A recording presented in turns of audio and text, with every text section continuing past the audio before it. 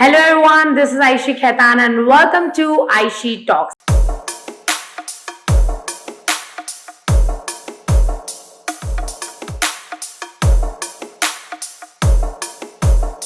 And today I am very happy and very glad क्योंकि हमारे बीच है हमारे special one of the best doctor in the Kolkata, yes, the Dr. Sakar Jalan. He is specialized in diabetes and cardiology. So welcome to my channel Ayushi Talks. तो कैसा लग रहा है sir? First of all मैं जानना चाहती हूँ. Excited, feeling good. And मैं सब पहले आपको बता दूं, आई एम वेरी हैप्पी क्योंकि आज मुझे लगता है बहुत सारी चीजें मुझे सीखने को मिलने वाली है. तो सबसे पहले मेरा पहला क्वेश्चन ये है कि what inspired you to become a doctor? Definitely my parents. So especially my dad. Okay. So he wanted me कि मैं ऐसा करियर चूज करूं जो प्रोफेशनली भी काफी साउंड हो इंडियन कॉन्टेक्स्ट में, और साथ ही साथ अगर मैं चाहूँ तो सोशली भी इम्पैक्ट ला सकता हूँ, क्योंकि इंडिया में हेल्थ केयर में काफ़ी सारी चीज़ें हैं, काफ़ी स्कोप है. So I think that was the reason I chose being a doctor and I am happy being a doctor. Very good, very good. We are also very happy. What is the normal day in doctor's life? What they consider as a normal day? जैसे बाकी professionals रहते हैं उससे थोड़ा different हो सकता है. Usually अगर आप मैं अपने और अपने कोलिग्स की बात करूं तो यूजुअली हम लोग 12 to 14 आवर्स या up to 16 hours daily work में रहते हैं शेड्यूल में, from morning early morning 8 to 9 o'clock से लेकर रात के 10-11, कभी कभी इमरजेंसीज होती है तो 12, उससे भी लेट हो जाता है. तो usually most of the days छुट्टी बोलकर ऐसा सच बहुत होती नहीं है चीजें. एंड तो लाइक छुट्टी होता है तो कैसा लगता है कि लाइक आज कोई काम नहीं है, तो हाउ डू यू फील? ऐसा अच्छा लगता है कि काम ज्यादा बेटर लगता है? No, I like working. I love work. Same like me. I just love working. Okay. I just love working 365 days. Okay. So most of the times I just keep doing something, Okay. be it related to my profession or otherwise. So that's how my routine is. अच्छा, कौन सी as में हम लोगों को अपने like life का ज्यादा ध्यान रखना चाहिए, हेल्थ का ज्यादा ध्यान रखना चाहिए? What will be the like preside कि अब ये एज हो गया, अब थोड़ा we have to be careful regarding our health. तो what you will say on it? देखिए, कोई पर्टिकुलर एज में ही हमको हेल्थ का ध्यान रखना है ऐसा नहीं बोलना चाहिए हमें. हर एज के अपने कुछ रिक्वायरमेंट्स होती हैं, मेटाबॉलिज्म होती है उसकी, अपनी एक हेल्थ ग्रोथ, एक ग्राफिक्स होती हैं. तो बेसिकली हर एज में हेल्थ का ध्यान देना है, ये एकदम बेसिक है. लेकिन ऐसा इंडियन कॉन्टेक्स्ट में देखा जा रहा है कि जो नॉन कम्युनिकेबल डिजीजेस हैं जैसे कि diabetes, high blood pressure, high cholesterol, heart के पेशेंट्स, हार्ट अटैक्स, ये सब ज्यादातर देखा जा रहा है कि 30 के एज के बाद बॉडी में कुछ ऐसी चेंजेस आ रही हैं जिसके वजह से मेटाबॉलिज्म चेंज हो रहा है, फिजिकल एक्टिविटी चेंज हो रही है, फिजिकल स्ट्रेस, इमोशनल स्ट्रेस एक इंसान का चेंज हो रहा है, और हर बीमारी 30 इयर्स के एज के बाद ज्यादा कॉमनली देखी जा रही है. सो वैसे तो हमें पूरी लाइफ में जब भी हर समय हमको हेल्दी फुल रहना चाहिए, लेकिन खासकर 30 इयर्स या उससे ज्यादा के आसपास जब हम क्रॉस करते हैं तो हमें ज्यादा सतर्क हो जाना चाहिए.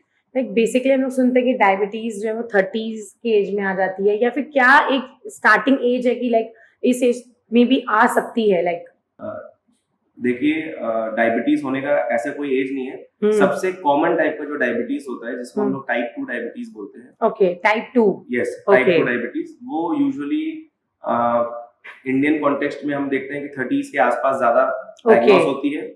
लेकिन डायबिटीज के और भी टाइप्स होते हैं जिसमें कि कुछ डायबिटीज ऐसे होती है कि बहुत कम एज में या तक कि 10 साल से कम बच्चों में भी देखी जाती है, एडोलसेंट में भी देखी जाती है, और बहुत ओल्ड एज में भी डायबिटीज देखी जाती है. तो कोई एज बची नहीं है डायबिटीज से, और इसलिए ही हम लोग को ये ध्यान देना है कि क्योंकि इंडियन कॉन्टेक्स्ट में डायबिटीज बहुत ज्यादा अलार्मिंग रेट्स में है. खासकर अगर आप हावड़ा कोलकाता का ट्रेंड देखेंगे, खासकर हावड़ा, सो वहां पर डायबिटीज के पेशेंट्स बहुत ज्यादा है. सो मैं तो यही सजेशंस दूंगा कि एज अ डॉक्टर, और हम डॉक्टर्स फ्रेटर्निटी ये फील करते हैं कि हर एज में हेल्थ को ध्यान देना है.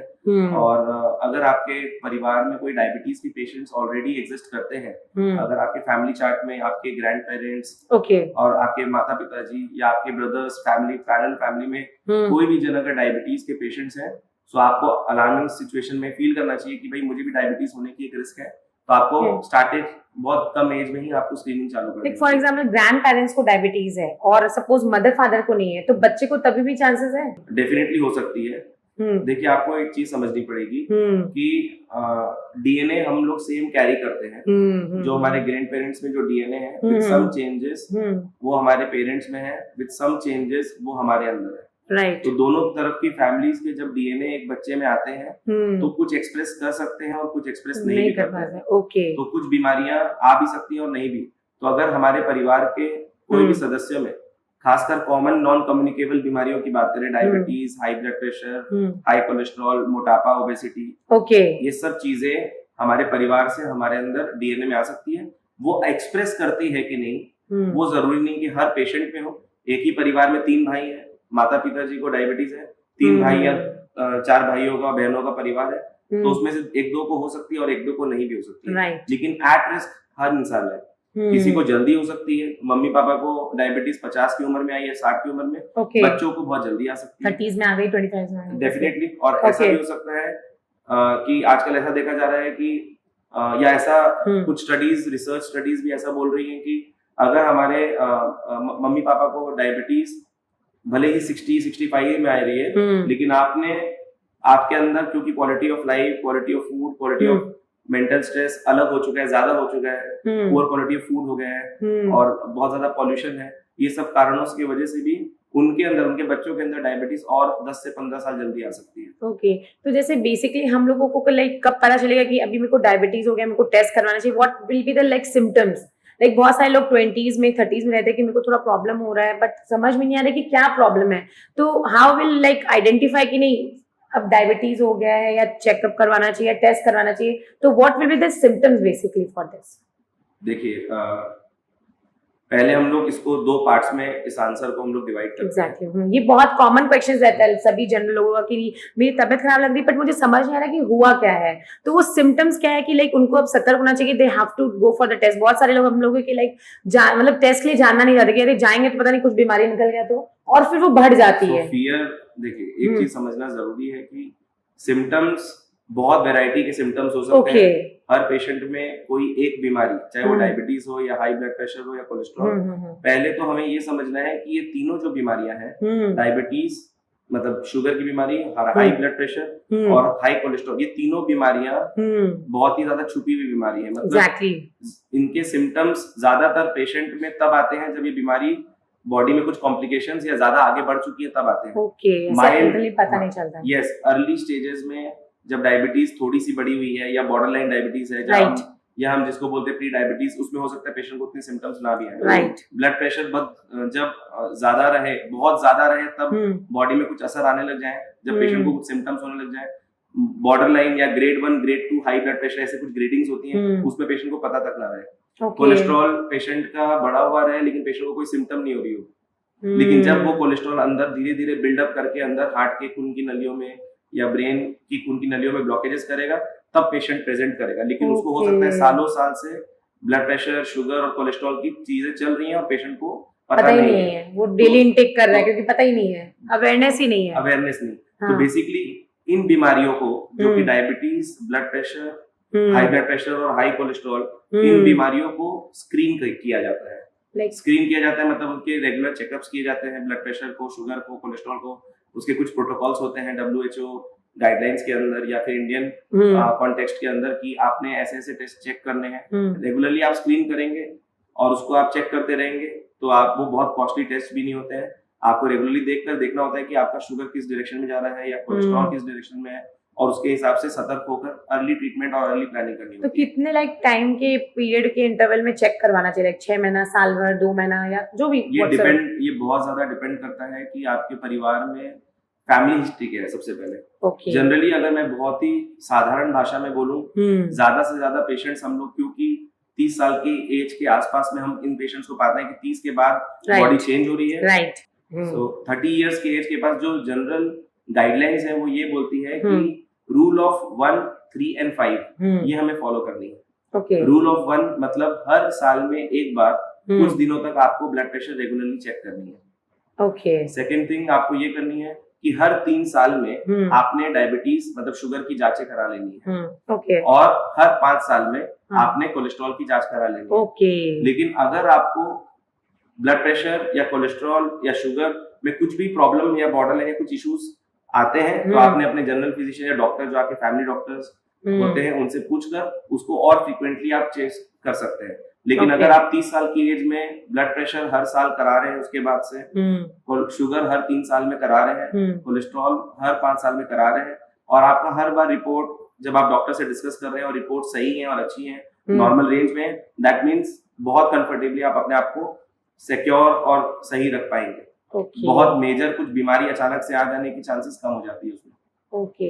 तो लाइक ये सब तो हमारा हो गया, लाइक कोलेस्ट्रॉल है, अपने शुगर्स है और अपना बीपी वगैरह है। तो इनका अगर लाइक बेसिक, अगर 30s में नहीं कुछ आया, 40s में गए, 50s में गए हम लोग, कुछ बेसिक सिम्टम्स अगर हम लोग जान पाए तो लाइक बेसिकली देखिए, डायबिटीज के जैसे सिम्टम्स, जब डायबिटीज बहुत अनकंट्रोल्ड रहती है या फिर तो वो हेयर से लेकर टो तक हर सिम्टम्स प्रोड्यूस कर सकती है और नहीं भी प्रोड्यूस कर सकती है। ओके। तो सबसे कॉमन सिम्टम है कि पेशेंट को कोई सिम्टम नहीं, ओके, इसीलिए हमको स्क्रीन करना है। राइट। सेकेंड थिंग, और ये चीज बाकी बीमारियों में भी, लेकिन मैं डायबिटीज जो सबसे कॉमन हमारे एग्जैक्टली इंडिया में छोटे बच्चे को भी हो रही है डायबिटीज में, जैसे पैंडेमिक जैसा हो गया कि बहुत ज्यादा डायबिटीज पेशेंट्स हम लोग देख रहे हैं। सो जैसे प्यास बहुत ज्यादा लगना, जिसको हम लोग प्यास ज्यादा लगना, पेशेंट बार बार यूरिन के लिए जा रहा है, बार बार यूरिन होना, वेट लॉस होना पेशेंट का बहुत ज्यादा अचानक से, और बॉडी में बहुत ज्यादा वीकनेस होना, ये सबसे क्लासिकल और सबसे कॉमन फीचर्स है। बहुत ज्यादा वीकनेस, थोड़ा सा भी काम करके पेशेंट बहुत ज्यादा थक जाना, ये सब जो फीचर्स हैं ये बहुत ज्यादा सीवियर, मतलब ये सब जो सारे सिम्टम्स हैं ये डायबिटीज के पेशेंट में बहुत कॉमनली देखे जाते हैं। लाइक डायबिटीज के लिए रिगार्डिंग ऐसे बोलते हैं कि 25 में आ गया, 30s में आ गया, तो लाइक ये बहुत कम एज है और उन लोगों को लाइक इस एज में इतनी अर्ली आ रही है, तो what will be like solution? बहुत जन तो मेडिसिन लेना शुरू कर देते हैं, राइट? और बहुत सारे लोग हैं जो बोलते हैं कि हम लोग ऐसे भी ठीक कर लेंगे, या कुछ लोग मेडिसिन लेते नहीं है। तो क्या एज अ डॉक्टर आप सजेस्ट करोगे लाइक मेडिसिन लेना इज द गुड ऑप्शन, और any precautions we can take to like control it? तो क्या सही रहेगा? लाइक अभी गुमराह हो जाती है हमारी लाइक जनरल, हमारे जो यंगस्टर्स है उन लोग 25 में, कुछ लोग बोलते थे कि नहीं medicine you have to start, अब बोलते हैं कि स्टार्ट कर दिया तो रोक नहीं सकते। तो ये जो कंफ्यूजन है, ये इसके बारे में आप क्या कहना चाहोगे? देखिए, हमें सबसे पहले ये समझना जरूरी है कि वो पेशेंट की चॉइस क्या है। डॉक्टर हमेशा ये चाहेगा कि उसके पेशेंट को मिनिमम दवाइयों पे रखा जाए या बिना दवाइयों के उसको सही किया जाए। Exactly. वो आइडियलिस्टिक तरीका है कि अगर आपको शुगर आ रही है या ज्यादा है या कम है, तो हमेशा डॉक्टर चाहेगा कि अगर वो पेशेंट एक अनकॉम्प्लिकेटेड डायग्नोसिस में है, कि इमीडिएटली बहुत कॉम्प्लिकेटेड नहीं है और उसको लाइफस्टाइल में डालकर चीजों को इम्प्रूव किया जा सकता है या कर सकते हैं या करना चाहते हैं हम लोग, तो लाइफस्टाइल मॉडिफिकेशन सबसे बेस्ट चीज है। हमारे पास ऐसे भी पेशेंट्स आते हैं जिनकी शुगर बहुत स्काई रॉकेट रहती है, मतलब खाली पेट वाली शुगर 300-400 के रेंज में, खाने के बाद वाली 500-600 के रेंज में, जो कि बहुत ही अनकंट्रोल्ड रहती है। तो कुछ पेशेंट्स हैं वो बोलते हैं कि नहीं डॉक्टर साहब, हम बिल्कुल भी लाइफस्टाइल में उतना नहीं कर पाएंगे, उनके चॉइस में नहीं है लाइफस्टाइल। तो ऐसे पेशेंट्स को हम लोग फॉर अ टाइम बिंग दवा दे रहे हैं, नहीं देना, लेकिन लाइफस्टाइल के थ्रू, सिर्फ खान पान से, लाइफस्टाइल से, फूड एक्सरसाइज गुड, हमारी जो टीम है डायबिटीज मैनेजमेंट की लाइफस्टाइल वाली, उनसे हम लोग उनकी शुगर को बहुत अच्छे से कंट्रोल कर लेते हैं। तो कुछ पेशेंट्स हैं वो लोग जानते हैं कि भाई हमारे लिए लाइफस्टाइल करना बहुत डिफिकल्ट है और वो दवा उनके लिए इजियर रास्ता है, तो उन लोग दवाइयों पे ज्यादा डिपेंड रहना चाहते हैं या दवाइयां लेना चाहते हैं। लेकिन अगर आप ये सभी जानते हैं आज के समय कि लाइफस्टाइल के ऊपर कोई भी चीज नहीं है। Lifestyle is the way of treatment for most of the illnesses. जो बीमारियां, जैसे तीनों ही बीमारी की मैं बात करूंगा, शुगर, ब्लड प्रेशर, कोलेस्ट्रॉल, तीनों ही बीमारियों में जो रिसर्च स्टडीज है या जो हम लोग एक्सपीरियंस करते हैं पेशेंट्स में, अगर कोई पेशेंट सही में लाइफस्टाइल अच्छी करता है और उस चीज में अपने आप में बदलाव लाता है, जब उसको डायग्नोस होता है, तो या तो उनको दवा की जरूरत नहीं होगी, या तो बहुत कम दवा की जरूरत होगी, या जो उनकी एग्जिस्टिंग दवाइयां हैं समय के साथ उनके डोजेज और रिक्वायरमेंट बढ़ेंगे नहीं। ओके। तो लाइक मैंने जैसे आपका सुना है कि 360 डिग्री रिवर्सल ऐसा कुछ कॉन्सेप्ट भी होता है, तो वो क्या है, थोड़ा अगर शॉर्ट में एक्सप्लेन कर पाए? बेसिकली हम लोग अभी we are working as a team, जिसमें हम लोग वी वर्क ऑन लाइफस्टाइल, मतलब हम लोग खान पान पे भी डिस्कस करते हैं, spiritual health, yoga exercise, psychological counselling, mental health, meditation, और ये सब के साथ एक तरफ आती है दवाइयाँ। तो हम लोग हमेशा फोकस करते हैं कि बिना दवाइयों के कैसे ठीक बहुत अच्छे लाइफस्टाइल से हम लोग कैसे कंट्रोल करें और मिनिमम दवाइयों के साथ कैसे चल सके। फिर हम लोग फोकस करते हैं कैसे इन दवाइयों को कम कर सके और लाइफस्टाइल में और चेंजेस ला सके। तो अगर पेशेंट बहुत कॉम्प्लायंट है, मतलब पेशेंट बहुत कंफर्टेबल है कि हम लोग ये करना चाहते हैं हमको सही में, तो हमारे बहुत सारे पेशेंट्स हैं। सक्सेस स्टोरी मैं ज्यादा नहीं बोलूंगा, मैं ऐसा नहीं बोल सकता हूँ कि 100 पेशेंट्स हैं, 100 में से 90 पेशेंट्स को हमने एकदम लाइफस्टाइल से कंट्रोल कर लिया, क्योंकि 90 पेशेंट्स हमारे इंडियन कॉन्टेक्स्ट में टर्न अप ही नहीं होते हैं कि हम लाइफस्टाइल से कंफर्टेबल है। लेकिन हाँ, जितने पेशेंट्स सिंसियरली लाइफस्टाइल फॉलो करते हैं, डाइट, एक्सरसाइज, खान पान, डाइट मतलब ये नहीं कि आप कुछ नहीं खा सकते हैं, बहुत कुछ खा सकते हैं। आपने ये समझना होता है कि क्या खाना है, कितनी क्वांटिटी में खाना है, कैसे खाना है, आपके बॉडी में क्या चीज सूट कर रही है और नहीं सूट कर रही है। This is very important. So ये सब चीजें बहुत मायने रखती है। तो इससे हम लोग ट्राई करते हैं कि अगर हमारे पास करीबन मान लीजिए 10 पेशेंट्स ऐसे हैं जो लाइफस्टाइल से बहुत एग्रेसिव लाइफस्टाइल और बहुत ध्यान से अंडर मेडिकल गाइडेंस दवाइयां ना लेकर सब चीजों को कंट्रोल किया जाए, तो कर भी पाते हैं। और पॉसिबल, मतलब सबको लगता था कि नहीं पॉसिबल नहीं। जैसे कुछ लोग मुझे बोलते हैं कि आयुषी मेरा तो लाइक शुगर का मेडिसिन स्टार्ट हो गया है, मुझे बीपी लेना पड़ रहा है, या मेरा कोलेस्ट्रॉल का रेगुलर बेसिस पे रोज एक टैबलेट खानी ही पड़ती है। तो इज इट मतलब पॉसिबल कि विदाउट मेडिसिन भी हम लोग जी सकते हैं? It will change our lifestyle. ये जो क्वेश्चन आपने पूछा है ना, ये बहुत ही ब्रॉड क्वेश्चन है। इसके बहुत सारी चीजें हैं, इसमें बहुत बारीकी है आंसर देने से पहले। अगर बहुत ब्रॉड क्वेश्चन है और एज ए मतलब मैं आपको बहुत सिंपल तरीके से समझाना चाहूँ तो इसका एक बहुत ब्रॉड आंसर रहेगा कि हाँ, lifestyle is the best thing. लेकिन हमने ऐसे भी पेशेंट्स देखे हैं जिनके sugar, blood pressure, cholesterol best of the lifestyle करने के बाद बहुत कंट्रोल हुआ है, लेकिन पूरा कंट्रोल नहीं हुआ है। जो अभी के स्टैंडर्ड्स के हिसाब से हमको कोलेस्ट्रॉल इतनी मेंटेन करनी है, शुगर की एवरेज इतनी या शुगर इतनी होनी चाहिए, ब्लड प्रेशर इतनी होनी चाहिए, तब हम उनको सजेशंस देते हैं कि भाई लाइफस्टाइल का हम लोग मैक्सिमम ऑप्टिमम लाइफस्टाइल मॉडिफिकेशन के बाद भी we are in a space कि हमको कुछ दवाइयां लेनी पड़ सकती है। तो वो डिपेंड करता है हमारे पेशेंट टू पेशेंट की लाइक कैसे उनका बॉडी रिस्पॉन्ड कर रहा है। Right. Okay. Like those who look fit and like एकदम fit and fine, but still they can have a disease. Like whether it's a heart disease or whether any disease. Definitely, आप physical fitness is one form of fitness.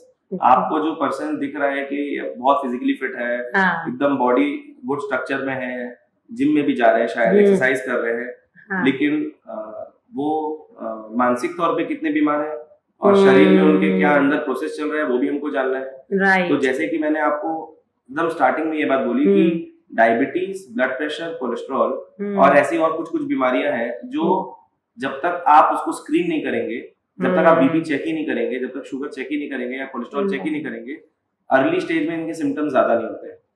हमने ऐसे भी patients देखे हैं blood pressure उनका ऊपर वाला जो कि नॉर्मली 120 तक होना चाहिए, 180, 190, लेकिन उनको कुछ सिम्टम्स नहीं है। तो पेशेंट कैसे परसीव कर रहा है सिम्टम्स, वो भी बहुत बड़ी इंपॉर्टेंट बात है। तो जो पर्सन फिट दिख रहा है, फिजिकली फिट दिख रहा है, वो जरूरी नहीं कि वो मानसिक तौर पे साइकोलॉजिकली भी ठीक है। मेंटल फिटनेस क्या है पेशेंट की, पेशेंट का रूटीन, लाइफस्टाइल, सोने उठने का रूटीन क्या है, वो फिटनेस क्या है, फिर पेशेंट के अंदर बॉडी में क्या प्रोसेसेस चल रही है। कहीं ऐसा तो नहीं पेशेंट को डायबिटीज शुरू हो गई है, ब्लड प्रेशर अनकंट्रोल्ड है, फिट लग रहा है, लेकिन ब्लड प्रेशर काफी ज्यादा है, उनके फैमिली हिस्ट्री में हो सकता है काफी ब्लड प्रेशर वाले पेशेंट्स हो, इसलिए उनका ब्लड प्रेशर ज्यादा रहता हो, और हो सकता है कोलेस्ट्रॉल भी उनकी ज्यादा हो। सो फिजिकल फिटनेस हमेशा वो हमारे ब्लड टेस्ट के साथ को रिलेट करे, जरूरी नहीं है, लेकिन हाँ, फिजिकली जो पर्सन बहुत फिट है उससे हम एक्सपेक्ट कर सकते हैं कि वो बहुत अच्छी क्वालिटी ऑफ लाइफ जी सकते हैं, कि उनकी फिजिकल क्वालिटी ऑफ लाइफ बहुत अच्छी हो सकती है। अगर फिजिकली फिट पर्सन तब होगा वो फिजिकली फिट जब वो फिजिकली बहुत एक्टिव है, अपने एक्सरसाइज सब चीजें रूटीनली करता है और खान पान में बहुत ध्यान देता है। तो वैसे पर्सन की क्वालिटी ऑफ लाइफ डेफिनेटली जो अनफिट पर्सन है उनसे बेटर होगी, लेकिन उनके अंदर बीमारी नहीं है ये बोलना गलत होगा। लाइक बेसिकली हम लोग देखते हैं कि हमारे इंडिया में ज्यादा अवेयरनेस नहीं है लोगों को, like regarding the test and all. वो लोग को टेस्ट करने से जाने से पहले डर लगता है कि नहीं करवाएंगे, चाटो बीमारी आएगी, दीवार मतलब कोई भी मेडिसिन स्टार्ट नहीं हो जाए। तो इन दैट सेंस मेरी बहुत सारे खुद के फ्रेंड्स हैं, उन लोगों को पता है कि उसको कुछ ना कुछ प्रॉब्लम है, but they don't do so. तो क्या आप इसके लिए सजेशन देना चाहोगे? ये मतलब आप अपने अंदर एक तरीके से अगर कोई चीज आपको, अगर हमें ये भी समझना होगा कि हम लोग आज हमारे माता पिता जो जिस एज में हमारे मम्मी पापा, मैं एकदम एक मिडिल क्लास फैमिली से बिलोंग करता हूँ, आई थिंक हम सभी एक मिडिल क्लास फैमिली से बिलोंग किए हुए हैं, और खासकर एक मारवाड़ी फैमिली में रहना, बड़े होना, सो हमारे लिए बहुत सारी चीजें बहुत इंपॉर्टेंट है, और हेल्थ शायद उतनी इंपॉर्टेंट हमने कभी दी नहीं। हेल्थ को इम्पोर्टेंस सबसे ये एंड में, एकदम एंड में हो जाती है। तो और जानकारी होने के बावजूद ही कुछ चल रहा है, इस डर में कि कोई बीमारी आ जाएगी इसलिए जांच नहीं करानी है, ये फियर हम हर पेशेंट्स में देख रहे हैं। राइट। जो करेक्ट चीज ये है कि हमें ये चीज का ध्यान देना है कि अगर हम राइट टाइम पे चीजों को डायग्नोज ना करें, राइट टाइम पे हम लोग चीजों को पता ना करें कि भाई क्या बीमारी है, तो आगे वो डिजीज बर्डन हमारे बॉडी में बन के अलग तरह की बीमारी के साथ प्रेजेंट करेगी। जैसे कि अगर मैं एक एग्जांपल दूं कि अगर एक पेशेंट को डायबिटीज है, अब उनको डायबिटीज अगर शुगर कंट्रोल नहीं है, तो अगर उनकी शुगर अनकंट्रोल्ड है, तो अनकंट्रोल्ड शुगर से कोलेस्ट्रॉल और बॉडी में ट्राइग्लिसराइड बोल के जो केमिकल्स मॉलिक्यूल्स होते हैं वो बढ़ जाएंगे। तो हमको है शुगर, लेकिन उसके वजह से हाई शुगर अनकंट्रोल्ड है, लेकिन उसके वजह से जो हाई कोलेस्ट्रॉल और हाई ट्राइग्लिसराइड है वो हार्ट के अंदर ब्लॉकेज प्रोड्यूस कर देगा, या वो हमारे ब्रेन में ब्लॉकेज करके मान लीजिए कि हमें डायबिटीज है, तो शुगर भले ही हमारी अनकंट्रोल्ड है, तो पेशेंट को उसके वजह से क्या सिम्टम हो रहा है नहीं हो रहा है, लेकिन ऐसा हो सकता है कि शुगर क्योंकि अनकंट्रोल्ड है, तो शुगर जब अनकंट्रोल्ड रहती है तो उसकी वजह से शरीर में कोलेस्ट्रॉल या ट्राइग्लिसराइड नाम के कुछ मॉलिक्यूल्स होते हैं वो बढ़ जाते हैं, राइट। और वो प्रोड्यूस करते हैं आपके हार्ट में या ब्रेन में, यहाँ अलग जगह शरीर में ब्लॉकेजेस, जिसकी वजह से हम लोग देखते हैं कि हार्ट अटैक के पेशेंट्स हो रहे हैं, ब्रेन स्ट्रोक के पेशेंट्स हो रहे हैं। राइट। तो यहाँ पर 30s में कुछ मेरे लाइक एकदम यंग एज में सुनने से भी लगता है it's not acceptable like that. नहीं, बिल्कुल, मतलब हम देख रहे हैं अगर यहीं पर अगर आप शुगर को कंट्रोल कर लें, तो आपकी कोलेस्ट्रॉल भी कंट्रोल हो जानी है ऑटोमेटिक। हो सकता है काफी हद तक कोलेस्ट्रॉल कंट्रोल हो जाए, तो उससे आपका बाकी बीमारियों का रिस्क कम हो जाएगा। तो शुगर अगर आप एक बीमारी को देखेंगे तो उसको आप एक बीमारी की तरह मत देखिए। शुगर बाकी बहुत सारी बीमारियों को, डायबिटीज बहुत सारी बीमारियों को और इन्विटेशन खींचता है। मतलब बॉडी में ऐसा कोई पार्ट नहीं होगा जिसको डायबिटीज अफेक्ट नहीं कर सकती है। हर पार्ट को हर तरीके से, उसके अलग अलग तरीके से, हर ऑर्गन्स में उसके अपने प्रेजेंटेशंस होते हैं।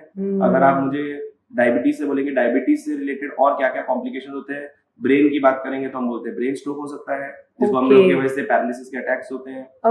आंखों का अगर शुगर कंट्रोल नहीं होती, सभी जानते हैं कि आंखों की नसें सूख जाने से रेटिनोपैथी और आंखों की आई साइट चली जाती है, आंखों में प्रॉब्लम होती है। से लेकर हार्ट की बात करेंगे तो हार्ट अटैक्स होने के चांसेस होते हैं, डायबिटीज के पेशेंट में ज्यादा ब्लॉकेजेस के रिस्क होते हैं। लंग्स की बात करेंगे तो हमेशा लंग्स के इन्फेक्शंस, बार बार खांसी, सर्दी खांसी, लंग्स के न्यूमोनिया से इन्फेक्शंस कॉमन हो जाते हैं। डायबिटीज अगर अनकंट्रोल्ड है तो टीबी के पेशेंट्स ज्यादा डायबिटीज से, मतलब देखा जाता है कि डायबिटीज है तो टीबी के रिस्क बढ़ जाती है हमारे शरीर में। पेट में बोलेंगे तो पेट का फैटी लीवर की बीमारियां डायबिटीज के पेशेंट में ज्यादा कॉमन है। लीवर खराब हो जाना, लीवर सूख जाना, जिसमें सिरोसिस ऑफ लीवर बोलते हैं, वो ज्यादा कॉमन है डायबिटीज पेशेंट में। पेट में कॉन्स्टिपेशन का प्रॉब्लम हमेशा पेशेंट में, डायबिटीज के पेशेंट में ज्यादा रहता है। यूरिन के रास्ते में बार बार इन्फेक्शन होना, मेल्स और फीमेल्स में बार बार जेनाइटल इश्यूज होना, जिससे फिजिकल लाइफ, सेक्सुअल लाइफ सब में अफेक्ट आता है, मेल और फीमेल दोनों में। वो भी कॉमन है। पूरे बॉडी में जो हमारी नर्व्स होती हैं उसकी वीकनेस है, जिसको हम लोग न्यूरोपैथी बोलते हैं, उसकी प्रॉब्लम होने से पैरों में हमेशा एक सूनापन, झिंझिनी होना, चलने में भी इम्बैलेंस फील करना, ये सब डायबिटीज के कॉम्प्लिकेशंस है। इसका मतलब कि अगर आप एक बीमारी का इलाज करें, मतलब डायबिटीज को अगर कंट्रोल रखें, शुगर तो बाकी सारी चीज भी, तो आप बाकी बीमारियों को आप कंट्रोल में रख सकते हैं। इससे उसको आप प्रिवेंट कर सकते हैं। आप उसको 100% नहीं होगा ऐसा नहीं बोल सकते, लेकिन काफी चांसेस हो जाते हैं कि उसके रिस्क काफी कम हो जाते हैं। ओके, तो लाइक डायबिटीज तो जैसे भी बहुत बड़ा इशू है, बहुत बड़ा टॉपिक है, मैटर है, बट बेसिकली अगर हम लोग अवॉइड करवाएं लोगों को, आज की यंगस्टर्स को या कोई भी एज ग्रुप को, कि क्या खाने से डायबिटीज के चांसेस ज्यादा होते हैं, मतलब ज्यादा क्या खाने से डायबिटीज होने के चांसेस ज्यादा होते हैं, क्या अवॉइड करना चाहिए बेसिकली? फूड, जैसे हमारे ऋषि मुनि बोलते थे पहले कि जो हम खाते हैं वही हमारा शरीर है। तो एब्सोल्युटली वैसी बात है। सो क्या नहीं खाना है और क्या खाना है, दोनों चीज इंपॉर्टेंट है। राइट। सो ये एक बहुत ब्रॉड क्वेश्चन है, मतलब इसका अगर बहुत बेसिक अगर अपने ऊपर डिस्कस भी करें तो क्या मतलब, हमारे दर्शक जो भी देख रहे व्यूअर्स दे विल आस्क कि आयुषी ये वाला क्वेश्चन ये पूछिए। बचपन से डायबिटीज हो ना हो, sweet in any form, maida in any form, palm oil, ये तीन चीजों को हमको एकदम अवॉइड करना है। ये तीन चीजें हैं जिन्होंने बहुत सारी बीमारियां दी है हम भारतीयों को। तो मीठा, मैदा, पाम ऑयल, ये सब चीजें अवॉइड करनी है। और फ्रूट सैलेड्स, रेगुलर जो हमारे रॉ वेजिटेबल्स होते हैं, हमारे जो फास्ट फूड हमको अवॉइड करना है काफी ज्यादा। वनस्पति टाइप का जो हमारे यहाँ घी होता है उसको एकदम अवॉइड करना है। सो जो हाइड्रोजनेटेड ऑयल्स बोलते हैं जिसको, जो रेडीमेड बाहर से मिलते हैं, या फिर होममेड खा सकते हैं घी? होममेड घी नहीं, आप बाहर के भी जो ghee is a good thing to have okay. In good proportion basically. So लेकिन आपने ये समझना है कि घी अगर बहुत ज्यादा अडल्टरेटेड है, खराब घी मतलब क्वालिटी अगर खराब है, अच्छे ब्रांड्स हैं आपको पता है जो इंडिया में काफी सालों से अवेलेबल है, अगर उस टाइप की चीजें आप यूज करेंगे तो उससे प्रॉब्लम होने के चांसेस नहीं होते उतने। लेकिन वनस्पति हाइड्रोजनेटेड जो तेल होते हैं, घी होती है, वो सब हमारे शरीर के लिए डेफिनेटली ठीक नहीं है। पाम ऑयल जो ऑयल का फॉर्म है वो हमको अवॉइड करनी है। और मीठा, मैदा, बहुत ज्यादा कार्बोहाइड्रेट रिच डाइट हमको अवॉइड करनी है।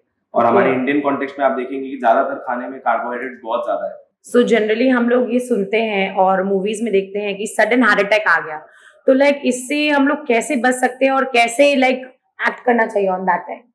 देखिए, पहली बात तो सडन हार्ट अटैक जैसे मूवीज में दिखाता है और बहुत हम लोग सुनते हैं, डेफिनेटली सडन हार्ट अटैक या सडनली हार्ट की खून की नलियों में ब्लॉकेज को ही हम लोग हार्ट अटैक बोलते हैं। ओके।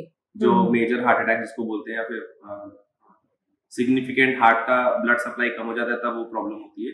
तो हमें पहले ये समझना है कि अगर 100 पेशेंट्स हैं जिनको हार्ट की खून की नलियों में ब्लॉकेज है और वो दिक्कत प्रोड्यूस कर सकते हैं, तो उसका पहला सिम्टम ये नहीं है कि उसको सडनली हार्ट अटैक आ जाए, ऐसा नहीं होता है। जनरली बॉडी कुछ सिम्टम पहले से बताने लग जाती है। कुछ ही ऐसे पेशेंट, कुछ 5-10% पेशेंट ही ऐसे होते हैं जिनको अचानक से हार्ट अटैक आ जाती है, मेजर हार्ट अटैक। उनको पहले कोई सिम्टम नहीं है और अचानक से हार्ट अटैक आ जाती है, जिसको हम लोग को रश करना पड़ता है हॉस्पिटल में। उसके अपने एक प्रोटोकॉल्स हैं। लेकिन आपके चैनल के माध्यम से मैं ये बोलूंगा कि हमारे बॉडी के कुछ सिम्टम्स हैं जो अगर हम पहले ही उसको हम लोग एनालाइज कर ले और उसको हम समझ ले, तो हो सकता है बड़े हार्ट अटैक को हम लोग प्रिवेंट कर सके। जैसे कि चलने से सांस फूलना। कि मान लीजिए एक इंसान है जो रेगुलरली रोज 600 मीटर या 800 मीटर जाता था, कुछ सब्जियां खरीद के लेकर आता था, ठीक है, और उसमें उसकी सांस नहीं फूलती थी, सीने में भारीपन नहीं होता था, सीना धक धक नहीं करता था, या सीने में कहीं पर भी दर्द नहीं होता था जब वो चलता था उतना। फिर हमने देखा कि आज वो पर्सन कुछ कम दूर चलते ही उसकी सांस फूलना शुरू हो गई और सीने में दर्द होने लग गया, भारीपन आ गया या सीना धक धक करने लग गया। तो वो पर्सन क्या करेगा, अब धीरे चलने लगेगा।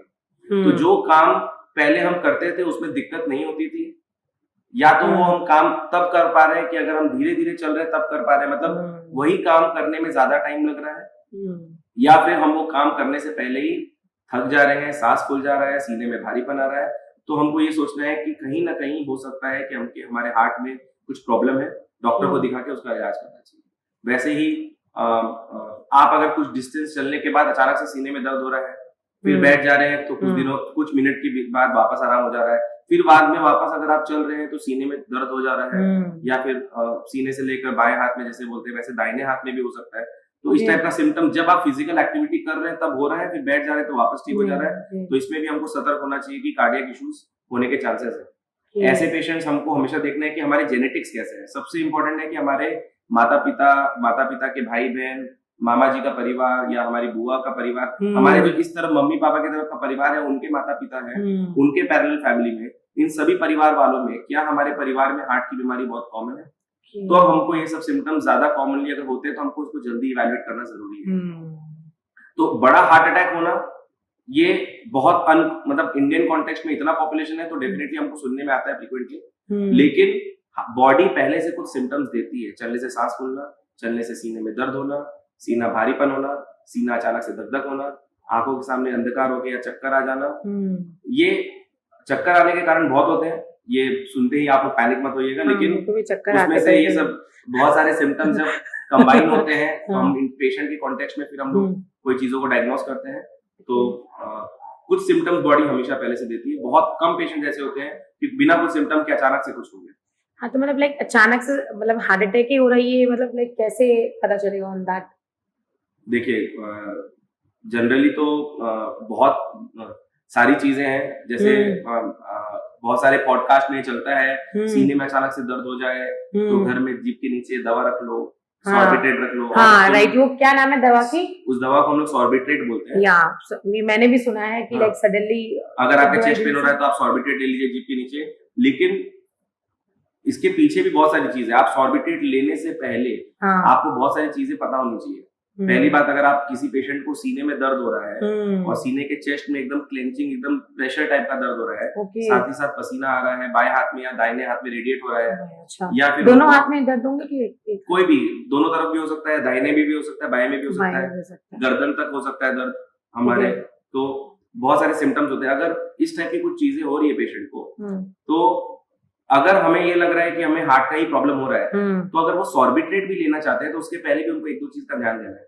सबसे पहले पेशेंट को इमरजेंसी में कॉल करके देखना है कि कैसे वो लोग हॉस्पिटल जल्दी पहुंच पाए, और एम्बुलेंस या कोई भी सर्विसेज आने से पहले अगर सॉर्बिट्रेट देने का सोच भी रहा है कोई, तो सॉर्बिट्रेट का एक साइड इफेक्ट है, बीपी फॉल करा सकती है वो। तो ऐसे में हमको पहले घर में पेशेंट को पहली बात तो लेटा के रखना है, ताकि उनका अगर बीपी थोड़ा कम भी हो जाए सॉर्बिट्रेट देने से, तो पेशेंट को बेहोशी ना आ जाए, वरना बीपी फॉल होने से पेशेंट गिर सकता है, बेहोश हो सकता है। और दूसरी चीज, बीपी चेक करके अगर ऊपर वाला बीपी अगर 100 के ऊपर है, तभी हमको उसके जीप के लिए सॉर्बिट्रेट देना है, वरना नहीं देना है। तो अगर पेशेंट को अचानक से चेस्ट में पेन हो रहा है और उस पेशेंट का पहले से बीपी कम था या हार्ट के अटैक की वजह से बीपी कम हो रहा था, आप उनको खड़े में या बैठे में सॉर्बिट्रेट दे देंगे जीप में, तो पेशेंट वैसे ही रिस्क बढ़ जाएगा कि वो बेहोश होकर गिर सकता है। तो ये चीज का ध्यान देना है कि एक सॉर्बिट्रेट दवा होती है जिसको हम लोग यूज कर सकते हैं, लेकिन उसको यूज करने का तरीका हमें पता होना चाहिए। तो जैसे कि हम लोग यूज करते हैं सॉर्बिट्रेट और हम लोग जीभ के नीचे रखते हैं, तो उसको यूज करने का तरीका पता होना चाहिए, कब यूज करना है। दूसरी चीज, उसको पानी के साथ, सॉरी मैं इंटरप्ट कर रही हूं, पानी के साथ नहीं लेना, सिर्फ जीभ के नीचे रखना है? नहीं, उसको जीभ के नीचे सब किया जाता है, जीभ के नीचे।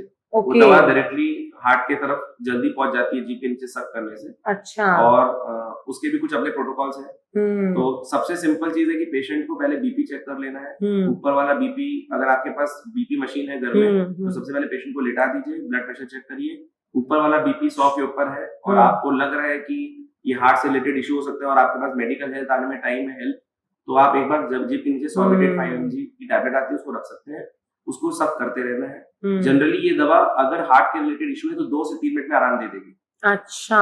तो अगर आपको तुरंत आराम होने लग रहा है 2-3 मिनट में, तो आप बची हुई टैबलेट को स्पिट कर सकते हैं और आप मेडिकल हेल्प की तरफ आगे बढ़ सकते हैं। इसमें और भी प्रोटोकॉल्स है, लेकिन बहुत ही वास्ट डिस्कशन है ये, लेकिन ये एक चीज है। दूसरी चीज, अगर हमको पता है कि हमको हार्ट से रिलेटेड इशू है या हो रहा है, उसी से रिलेटेड कुछ दिक्कत है जो कि हमारे हिस्ट्री में था इस टाइप की चीजें, तो खून पतला करने की दवा होती है, कोलेस्ट्रॉल की दवा होती है, उसको लिया जाता है अलग अलग डोसेज में। उसके भी यूसेज के पीछे बहुत ज्यादा बैकग्राउंड नॉलेज होना जरूरी है। आप ऐसे ही रैंडमली नहीं ले सकते हैं, क्योंकि अगर आप ऑनलाइन अगर आप देखेंगे इतने सारे डेटा आ रहे हैं कि घर में एस्पिरिन रख लो, 4 टैबलेट एक साथ ले लो, और कोलेस्ट्रॉल की दवा ले लो, और क्लोपिडोग्रेल बोल के एक दवा आती है दूसरी खून की पतला, सब दवाएं एक साथ ली जा सकती हैं, लेकिन सब पेशेंट्स में ऐसा नहीं कर सकते। आपको ये समझना है कि अगर आपको पेट में अल्सर का बीमारी है या आपको ब्लीडिंग कहीं से हो रही है, अगर आपको पाइल्स की, अगर उसमें अगर आपको चेस्ट में दिक्कत हो रही है और आप खून पतला करने की दवा ले ले, तो आपका ब्लीडिंग बढ़ सकता है। तो ऐसे रिस्क नहीं लेने हैं। आप हमेशा ये कोशिश करिए, जो मैं सभी पेशेंट्स को एडवाइस करता हूँ, कि आप सबसे पहले ये जानिए कि आपका हार्ट का बीमारी होने का रिस्क क्या है, अपने लोकल फिजिशियन को दिखा के, और आपके पास घर के आसपास में क्या फैसिलिटीज है जहां आप अर्लीस्ट पहुंच सकते हैं अगर आपको इस टाइप का कुछ सिम्टम होता है। तो ये चीज बेस्ट होगी, क्योंकि कुछ चीजें डॉक्टर ही डिसाइड करें और करें, खासकर हेल्थ से रिलेटेड, तो वो ज्यादा बेटर होगी। अब बिना प्रॉपर नॉलेज के कुछ भी एडवाइस करना या कुछ भी करना और बचने से ज्यादा और खतरा पैदा कर सकता है। एग्जैक्टली, हमने देखा है पेशेंट्स का हार्ट का जैसे अटैक होता है, तो हार्ट के अलग अलग दीवारें होती है हार्ट की। अच्छा। हम लोग बोलते हैं उसको एंटीरियर वॉल, मतलब आगे की दीवार, पीछे की दीवार, पोस्टीरियर, इंफीरियर वॉल, ऐसे लैटरल वॉल, अलग अलग टाइप के हार्ट के अटैक्स होते हैं। तो उसमें हमने देखा है कि इंफीरियर वॉल का जो हार्ट अटैक होता है, वो पेशेंट को हार्ट अटैक के साथ बीपी फॉल करा देता है ऑलरेडी। ऐसा पेशेंट अगर सॉर्बिट्रेट ले लिए, तो फिर तो उनका बीपी फॉल होकर वो कार्डियोजेनिक शॉक, मतलब हार्ट के वजह से और ज्यादा दिक्कत में पहुंच जाएंगे। तो इसलिए अगर ऐसा कुछ होता है, तो आपको अगर कंप्लीट नॉलेज नहीं है, तो पहले आप ऑनलाइन कुछ सेमिनार्स होते हैं या फिर आपके एरिया में डॉक्टर्स जो हैं उनके गाइडेंस से आप लोग इस चीज की बेसिक नॉलेज गेन करिए, फिर आप कोई चीज में आगे बढ़िए। रैंडमली कोई भी दवा लेना, किसी भी डोज में लेना, ये एकदम एडवाइजेबल नहीं है। सबसे पहले अगर आपको इस टाइप की दिक्कत हो रही है, तो आपके घर के पास कौन सा ऐसा मेडिकल सेटअप है जहां पर आपकी बेसिक हार्ट की जांचें, ईसीजी, ट्रॉप्टी या ट्रोपाई बोल के जो जांच होता है, जो खून का जिसका रिपोर्ट 5 मिनट 10 मिनट में आ जाता है हार्ट अटैक का, वो जांच या हार्ट से रिलेटेड कोई भी ट्रीटमेंट वहां पर आपको एटलीस्ट इनिशियल पार्ट में आपको मिल सकती है, या उधर कार्डियक डेडिकेटेड कार्डियक सेटअप है, ये जानना बहुत जरूरी है आपके लिए। अगर जनरल भाषा में बोलूँ, मेरा ये खुद से एक प्रश्न मेरे दिमाग में आ रहा है कि जैसे कि हमारे इंडिया में देख रहे हैं कि लाइक ज़्यादा लोग, सभी लोग उतने पढ़े लिखे नहीं होते, स्पेशली हमारी हाउसवाइफ जो हैं और बाकी भी जो फैमिली मेंबर्स हैं, तो उन लोगों को लाइक बेसिक जो चीज़ हम लोगों को एट द मतलब ऑन स्पॉट करना, जैसे हम लोग फर्स्ट एड बोलते हैं, मतलब कि अभी तुरंत करना है, कुछ भी प्रॉब्लम आ गई, तो उस चीज के लिए हम लोग कैसे हमारी मतलब जितने भी लोग हैं उनको कैसे जागरूक कर सकते हैं, अवेयरनेस कैसे ला सकते हैं, इसके लिए अगर हम लोग कुछ भी लाइक कर बिल्कुल सकें। बिल्कुल ये जो आपकी सोच है, मैंने अपनी प्रैक्टिस लाइक काफी साल पहले चालू की थी हार्वर्ड में। ओके। और मैं एक practicing physician, as a physician diabetes और कार्डियक केयर में मेरा बहुत इंटरेस्ट है। और मैंने हमेशा एक सेमिनार वाले प्रोसेस को रेगुलर रखा अपने सोसाइटी में। जहाँ पर मैं रहता हूँ वहां पर भी मैंने कोशिश की, काफी बार कर पाए, कुछ बार नहीं भी कर पाए। मैं अपने क्लिनिक में महीने में एक बार चाय पे चर्चा सेशंस रखता था। Oh nice. तो चाय पे चर्चा सेशंस में हम लोग क्या करते थे कि हम पेशेंट से मिलते थे और एक बेसिक डिस्कशन रखते थे कि आप अपने क्वेश्चंस पूछिए आपकी कॉमन बीमारियों के बारे में, हम उसका आंसर देते हैं। तो इस टाइप के जो अवेयरनेस प्रोग्राम होते हैं, आज इंडिया जो है वर्ल्ड में सबसे ज्यादा डॉक्टर्स प्रोड्यूस कर रहे हैं हर साल। और इंडिया में डॉक्टर्स नॉट जस्ट, मैं बोलूंगा एलोपैथी डॉक्टर्स जो हम हैं, होम्योपैथी, आयुर्वेद, यूनानी, नेचुरल थेरेपी, नेचुरोपैथी, बहुत सारे डॉक्टर्स हैं हमारे पास। अगर डॉक्टर्स अगर अवेयरनेस प्रोग्राम्स में इन्वॉल्व हो जाए और अपने एरियाज को कवर करे, तो इंडिया के लिए बहुत बड़ा टास्क नहीं होना चाहिए कि आप धीरे धीरे करके आप इसको पेशेंट्स को एक अवेयर कर पाए चीजों के लिए। इसकी शुरुआत स्कूल में भी होनी चाहिए, स्कूल में भी अवेयरनेस प्रोग्राम्स होने चाहिए, क्योंकि बचपन से अगर हम बच्चों को अवेयरनेस प्रोग्राम्स के बारे में बताएंगे कि ये चीजें हैं, इसमें ऐसे ध्यान देना है, तो बच्चा बचपन से अगर सीखेगा तो वो भी है। और सोसाइटल लेवल पे, लोकल लेवल पे, क्लिनिक लेवल पे भी हमको बीच बीच में अवेयरनेस प्रोग्राम्स करना बहुत जरूरी है। ये चीज मुझे बहुत अच्छी लगी, इसके लिए मैं रिक्वेस्ट करूंगी हमारे जितने भी व्यूअर्स हैं और जो भी डॉक्टर्स हम लोगों को देख रहे हैं कि आपकी जो भी एरिया आप जितना कवर कर पाएंगे पॉसिबल, आप तो लाइक डॉक्टर्स को हम लोग दूसरा भगवान कहते हैं, राइट? तो हम लोग लाइक अगर कुछ भी परेशानी आती है तो सबसे पहले हम लोग डॉक्टर को कॉल करते हैं कि सर इसको कैसे करना है। बट अगर कुछ कुछ बेसिक नॉलेज हमारे घर वालों को ही रहे तो हम लोग ऑन स्पॉट किसी भी बड़ी से बड़ी प्रॉब्लम को क्या पता इस अवेयरनेस की वजह से सुलझा सकते हैं। तो जितने भी डॉक्टर्स हैं, हमारी सोसाइटी है, हमारी गवर्नमेंट है, उन लोगों से मैं रिक्वेस्ट करूंगी कि कुछ ऐसा सेमिनार्स टाइप, अवेयरनेस टाइप कुछ एक प्रोग्राम बिल्कुल 2-2, 4-4 महीने के गैप में करना चाहिए। और जितने भी अपने एरिया के लोग हैं, अपने सोसाइटी के लोग हैं, कॉम्प्लेक्स के लोग हैं या अपने आसपास के मोहल्ले के लोग हैं, उसको इकट्ठा हो और जाके जरूर सुने, क्योंकि ये आपसे जुड़ी है, ये आम आदमी से जुड़ी है।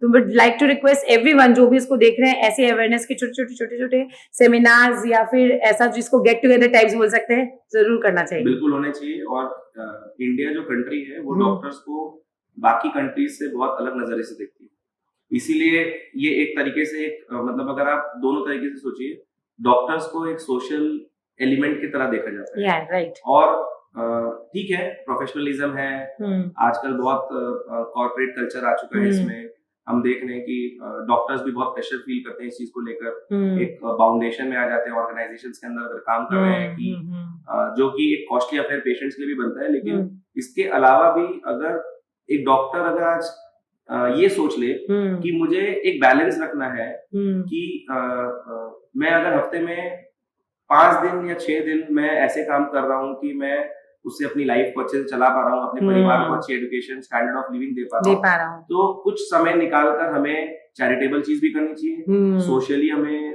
कुछ सेमिनार्स और कैंप्स भी रखने चाहिए पेशेंट्स के लिए, ताकि हम लोग रेगुलरली पेशेंट्स को हर तरीके के पेशेंट्स को डील और केटर कर सके, अवेयरनेस ला सके सभी में। इसमें गवर्नमेंट का भी बहुत बड़ा रोल होगा। अगर गवर्नमेंट इस टाइप से कुछ नीतियां बनाए जिसमें रेगुलरली हर डॉक्टर के का जो एक रजिस्टर्ड मेडिकल प्रोफेशनल है, जिस एरिया को वो सर्व कर रहा है, चाहे वो प्राइवेट क्लिनिक हो या वो गवर्नमेंट हॉस्पिटल्स हो, उनके अंदर एक बाउंडेशन आ जाए कि हर डॉक्टर कुछ समय महीने में, भले ही वो महीने का 1.5 घंटा या 2 घंटा या 1 घंटा हो, वो अपना एक सोशल अवेयरनेस कैंप रखे जिससे पेशेंट्स को नॉलेज मिले। और ये धीरे धीरे अगर हमारे पार्ट ऑफ द कल्चर बन जाएगा तो इससे कॉमन इंसानों का, कॉमन लोगों का बहुत फायदा होगा। और मुझे लगता है इसमें ज्यादा से ज्यादा लोग हिस्सा भी लेंगे, क्योंकि ये बीमारी एक ऐसी चीज है कि सभी लोगों की कुछ ना कुछ जुड़ी हुई है, किसी के कम है या किसी की ज्यादा है, तो डेफिनेटली इससे ज्यादा से ज्यादा लोगों को बहुत हेल्प मिलेगा और आगे हो सकता है कि हमारे यहाँ जो अचानक सडन डेथ्स होती है वो थोड़ी कम हो जाए। डेफिनेटली उससे फायदा होगा, लेकिन ये एक तरीके से मैंने भी एक्सपीरियंस किया है जब मैं कैंप्स करता था। और तो जैसे आप बोली कि पेशेंट्स बहुत ज्यादा फायदा होगा तो वो आएंगे, ऐसा जरूरी नहीं है। पेशेंट्स आएंगे। अवेयरनेस कैंप्स में हम लोग काफी बार ऐसे भी एक्सपीरियंस किए हैं कि हम एक्सपेक्ट कर रहे थे कि इतने लोग आएंगे और उसके 1/10 लोग भी नहीं आए। लेकिन हमने अपना प्रोसेस रेगुलर रखा। तो जब लोगों को फायदा हुआ तो धीरे धीरे वो जुड़ने लगे हमारे साथ अवेयरनेस कैंप्स में, रेगुलर कैंप्स में। तो इससे भी लोगों का बहुत फायदा हुआ। लेकिन ये एक तरीके से एक सोशल वे में मुहिम होनी चाहिए कि सोसाइटल लेवल्स में सेक्रेटरीज होते हैं, चेयरमैन होते हैं, उन लोगों ने भी इनिशिएटिव लेनी चाहिए कि आजकल हर सोसाइटी में अगर आप देखेंगे तो 2-4 डॉक्टर्स रहते ही हैं। तो सोसाइटी ने उन डॉक्टर्स को उस तरीके से अपॉर्चुनिटी देनी चाहिए, मौका देना चाहिए। जैसे सोसाइटी में प्रोग्राम्स होते हैं, सेलिब्रेशंस होते हैं अलग अलग फेस्टिवल्स के इंडिया में, वैसे we should be celebrating health also. Health camps होने चाहिए, हेल्थ रेगुलरली होने चाहिए। सोसाइटी आगे बढ़कर डॉक्टर्स को इनवाइट कर उन्हें अपॉर्चुनिटी दे कि भाई आपकी जो नॉलेज है आप इस चीज को स्प्रेड करिए, शेयर करिए, जिससे हम लोग के लिए प्रिवेंटिव हेल्थ कि बीमारी आने से पहले हम बीमारी को पकड़ के उसका इलाज कर सके, उसके बारे में हमको जानकारी थोड़े दिनों में मिलते रहे। तो हेल्थ कैंप्स सोसाइटल लेवल पे बहुत इंपॉर्टेंट है। इट्स अ गुड इनिशिएटिव अगर पॉसिबल हो पाए तो। बिल्कुल पॉसिबल है। अगर आज के समय अगर हम जो चाहे हम लोग कर सकते हैं। हम लोग यूथ हैं, डिजिटल मार्केटिंग है, सब कुछ हम लोग इस कंट्री के यूथ हैं, हम लोग we can do anything we want and we should be doing it. अगर हमें प्रॉस्परस कंट्री देखनी है तो हमको हमेशा ये देखना है कि कैसे हम लोग नॉलेज के माध्यम से कॉस्ट ऑफ ट्रीटमेंट और कॉस्ट ऑफ इलनेस को हम कम कर सकते हैं। राइट। और अवेयरनेस ज्यादा से ज्यादा ला सकते हैं। बिल्कुल, डेफिनेटली। अब अभी जैसे हमने बात कर रहे थे कि अफोर्डेबल होना चाहिए, लाइक ट्रीटमेंट से लेकर के मेडिसिन, तो बट अभी जनरली हम लोग जाते हैं, कोई बीमारी सपोज डायग्नोस हो गई है तो उसकी लाइक दवाइयों के पैसे 10,000, 15,000, 20,000 महीने के, और किसी हमारे इंडिया में आम आदमी की किसी की अगर इनकम 15,000 रुपए है और 15,000 दवाइयों में चल जाएंगे तो वो अपना ट्रीटमेंट क्या करवाएगा, अपना घर कैसे चलाएगा? तो how is it possible to, मतलब इतना ज्यादा महंगाई को ट्रीट करना? देखिए इसमें कुछ तो मैं ये कहना चाहूंगा, गवर्नमेंट हमेशा मेहनत करती है आम आदमी के लिए, हर इंसान के लिए। मैं गवर्नमेंट हॉस्पिटल्स आम आदमी के लिए भी खुला है, रिच के लिए भी खुला है और अल्ट्रा रिच के लिए भी खुला है। सो गवर्नमेंट ने और ज्यादा फैसिलिटीज बेटर करने की जरूरत है और वो हमेशा एक स्कोप बनी रहेगी। जैसे हमारे इंडिया की पॉपुलेशन बढ़ती जा रही है, रिक्वायरमेंट्स बढ़ती जा रही है, हेल्थ केयर बर्डन बढ़ता जा रहा है इंडिया पे। लेकिन ना एक चीज समझना, इंसान आज के समय एज अ भारतीय नागरिक आपको एक चीज समझना होगा कि मेडिसिन, जैसे आप बोली मेडिसिन कॉस्टली हो गई है, 10-15 हजार रुपए लग जा रहे हैं, तो आपको ये चीज समझना बहुत जरूरी है कि जैसे कि आपने बोला कि मेडिसिन बहुत कॉस्टली हो गई है और जब भी हम लोग स्टोर्स में जाते हैं, एक सिंपल बीमारी के लिए भी जाते हैं, प्रिस्क्रिप्शन लेकर तो 1,000-1,500 की दवा आराम से, तो एक कॉमन मैन कैसे सर्वाइव करेगा? तो मैं आपको एक चीज बताता हूँ कि अधिकतर मेडिसिन जो हमारी रेगुलर बीमारियों के लिए यूज होती है, जो मार्केट में अवेलेबल है, चाहे वो सर्दी जुकाम की दवाइयां हो, शुगर की हो, ब्लड प्रेशर की हो, कोलेस्ट्रॉल की हो, हार्ट की, किडनी की, लीवर की, अधिकतर दवाइयां जो अवेलेबल है उसका कॉम्पोजिशन बेस्ड दवाइयां अवेलेबल है। मतलब आपको ब्रांड के पीछे नहीं भागना है। ओके। ब्रांड के पीछे भागना मतलब अगर कोई पर्टिकुलर डॉक्टर ने एक पर्टिकुलर ब्रांड लिख दिया तो वही ब्रांड खरीदना है, ये इसलिए लॉजिकल नहीं है क्योंकि आज के समय मार्केट में मैक्सिमम जो दवाइयां इंडिया में मिल रही है वो गवर्नमेंट के रेगुलेशंस के अंडर ही मार्केट में आ रही है। ओके। तो अगर कोई दवाई 3 चीज के अप्रूवल के बाद ही मार्केट में रहती है। ओके। पहले तो वो जो भी दवाइयां होंगी FDA अप्रूव्ड दवाइयां होती है, मतलब food and drug administration approval के बाद ही वो दवा मैन्युफैक्चर हो सकती है कोई भी फैक्ट्रियों में, जो कि मेडिसिन फैक्ट्री है। उसके बाद मार्केट में वही दवा आती है जो GMP और ISO सर्टिफाइड मेडिसिन। तो अगर आप ये सिंपल सा चीज देखें कि कोई एक दवा है, कोई भी बुखार की दवा, पैरासिटामोल, तो आप पैरासिटामोल के ब्रांड्स आपके पास अनेक है। आपके पास पैरासिटामोल के TCM 650, डोलो 650, P650, बहुत सारे ब्रांड्स आते हैं, पैरासिप 650, बहुत सारे ब्रांड्स हैं, लेकिन आप ब्रांड्स को मत देखिए, आप उसके अंदर के कॉम्पोजिशन इज वेरी इंपॉर्टेंट। तो आप कॉम्पोजिशन अगर उसका सेम है तो आप उसका alternative generic cost effective version खरीदिए। जेनरिक दवाइयां जो कि स्टैंडर्ड फैक्ट्री से बनकर जीएमपी आईएसओ सर्टिफाइड जगह से आई हैं, जो कि मार्केट में मिलती हैं, वो आपको बहुत सस्ती मिलेंगी। मतलब अगर सिंपल एक दवा का या मॉलिक्यूल का नाम ना लेकर मैं बोलूं कि अगर एक गैस की दवा है, जो एसिडिटी हाइपर एसिडिटी की दवाइयां इंडिया में बहुत कॉमनली बिकती हैं, जो कि रेगुलरली आदमी हर दिन ले रहा है, अगर उसका आप एक स्ट्रिप ब्रांडेड नेम से आप खरीदने जाएंगे तो हो सकता है 10 कैप्सूल या 10 टैबलेट आपको 150-200 रुपए में मिले। लेकिन उसी का अगर आप ऑल्टरनेटिव वर्जन लेंगे जो उतना ही अच्छे से काम करती है और उतने ही अच्छे से उसकी बेनिफिट्स हैं, तो उसका कॉस्ट आपका हो सकता है वो एक पत्ता आपको 15 या 20 रुपए में मिल जाए। मतलब लाइक 5 to 10% नीचे आ गया, मतलब पूरा 90% कॉस्ट कटिंग हो गया, राइट? एक्चुअल कॉस्ट तो अगर आप देखेंगे तो जो दवाइयां मार्केट में 200 रुपए की बिक रही हैं, एमआरपी उसकी 200 रुपीज है, वो बन तो रही है 5 या 7 रुपए या 10 रुपए में। तो अपने को ये समझना है कि इस कॉन्सेप्ट को इंडिया जितने जल्दी समझ जाए उतना बेहतर है। ओके, तो लाइक बाकी जो high cost that is a goodwill और नेम, ऐसा कुछ उसके वजह से टू हाई। उसमें बहुत सारी चीजें हैं, जैसे आज मेडिसिन जहां मैन्युफैक्चर हो रही है वो कौन सी कंपनी मैन्युफैक्चर कर रही है, उसके पीछे फिर कितने लेवल्स पे मेडिसिन जा रही हैं, सीएनएफ है, फिर सुपर स्टॉकिस्ट है, फिर स्टॉकिस्ट है, फिर उसके बाद तो हर लेवल पे कुछ मार्जिन होंगे, सब लोग बिजनेस में सबके बिजनेस होंगे। प्लस ऐसी बहुत सारी मेडिसिन कंपनी है, डेफिनेटली हम डॉक्टर्स के पास भी आती हैं, बाकी डॉक्टर्स के पास भी जाती हैं, जो अपने ब्रांड को प्रमोट करती है। और वो ब्रांड जब प्रमोट करती है तो उसमें कंपनी सरवाइव करना चाहती है बेटर के लिए, और उसमें डॉक्टर्स के भी कुछ बेनिफिट्स डेफिनेटली होते हैं। और बहुत सारी मेडिसिन कंपनियां ऐसे भी हैं जो एजेंट बेस्ड काम करती हैं। तो जब ये बीच के कमीशंस और एजेंट्स जो भी पर्सपेक्टिव है, इसको मिनिमाइज करना है अगर आपको, और आपको उसका बेनिफिट लेना है, तो एज अ कॉमन मैन आपने ये समझना है, कोई भी पर्सन हो इंडिया का, उसको जेनरिक के कॉन्सेप्ट को समझना होगा। उनको ये समझना होगा कि जो दवाइयां बाहर मुझे 200 की मिल रही है वो हमको 20 या 25 रुपए में, तो लाइक वो डायरेक्ट रहता है जेनरिक वाली, व्हाट इज द कॉन्सेप्ट उसके बाद तो कंटिन्यूअस जो दवाइयां 200 रुपए की मिल रही है वो हमको 20 या 25 रुपए में मिल सकती है, और वो उतना ही अच्छा काम करेंगी जो एक ब्रांडेड दवा 200 की खरीद के जो हमारे अंदर जो साइड इफेक्ट्स होने की पॉसिबिलिटी है, उस दवा से भी वही साइड इफेक्ट होने की ही पॉसिबिलिटी सेम। क्योंकि गवर्नमेंट ने कुछ रूल बना दिए हैं कि आपने कोई दवा बनानी है तो उसमें जीएमपी होना चाहिए, आईएसओ सर्टिफिकेशन होना चाहिए, एफडीए अप्रूव्ड मॉलिक्यूल्स ही आप मार्केट में ला सकते हैं। तो ये गवर्नमेंट कितने अच्छे से रेगुलराइज कर रही है, ये इंपॉर्टेंट हो जाता है। दूसरी बात, गवर्नमेंट ने इसके बारे में और ज्यादा क्लियरली आगे बढ़ना चाहिए। जैसे आप देखेंगे प्रधानमंत्री जन औषधि केंद्र जब से इंडिया में आया है, लोगों का बहुत फायदा हो रहा है। बंगाल में अगर आप देखेंगे तो फेयर प्राइस शॉप्स है, हर गवर्नमेंट हॉस्पिटल के आसपास में फेयर प्राइस शॉप है जो अराउंड 67% 60% डिस्काउंट में दवाइयां देती है।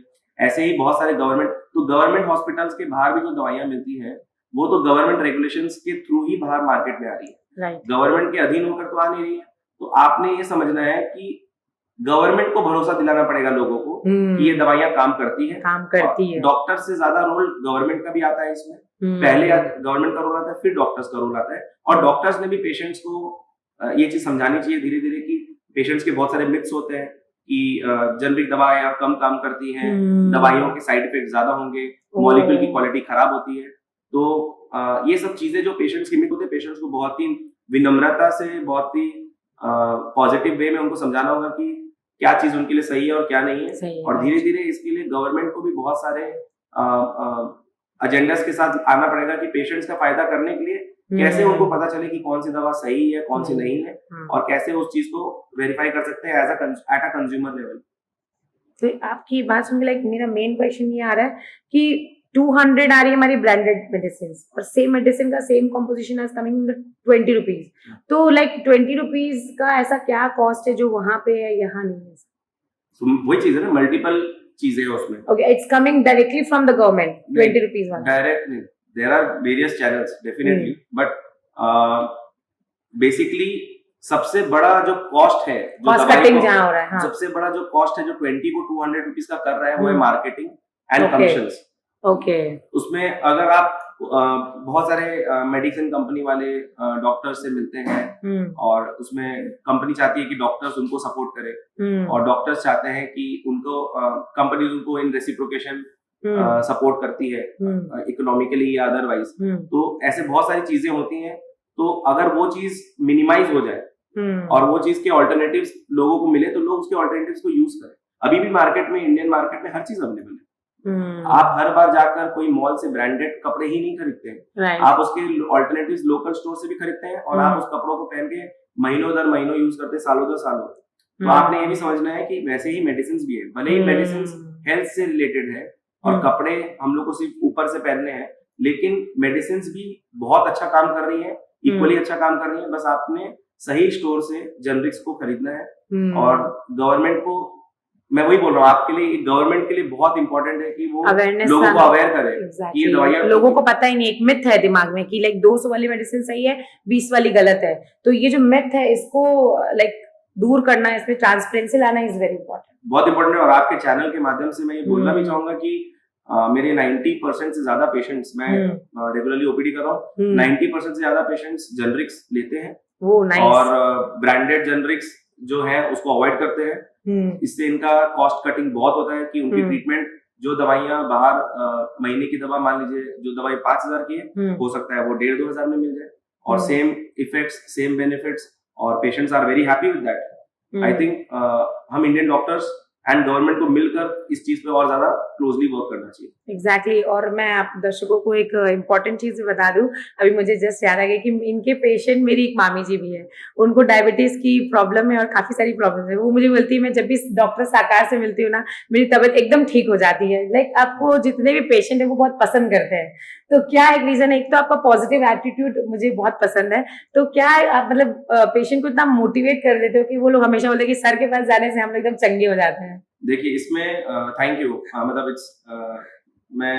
मुझे अच्छा लगा ये सुनकर और मैं चाहता हूँ, इट्स अ फैक्ट। ये मैं जितने भी हमारे हावड़ा के मैक्सिमम पेशेंट है या जो भी मेरे रिलेटिव उनके पास जाते हैं, जिनसे भी पहचान है, they always give a very positive feedback कि सर के पास जाने से हम लोग चंगे हो जाते हैं। देखिए इसमें मैं तो हमेशा चाहूंगा कि हम लोग और बेटर करें एज डॉक्टर्स, और पेशेंट से एक बहुत इंपॉर्टेंट जो चीज हमारी मिसिंग लिंक है हमारे प्रैक्टिस में, वो है पेशेंट का हिस्ट्री सुनना अच्छे से।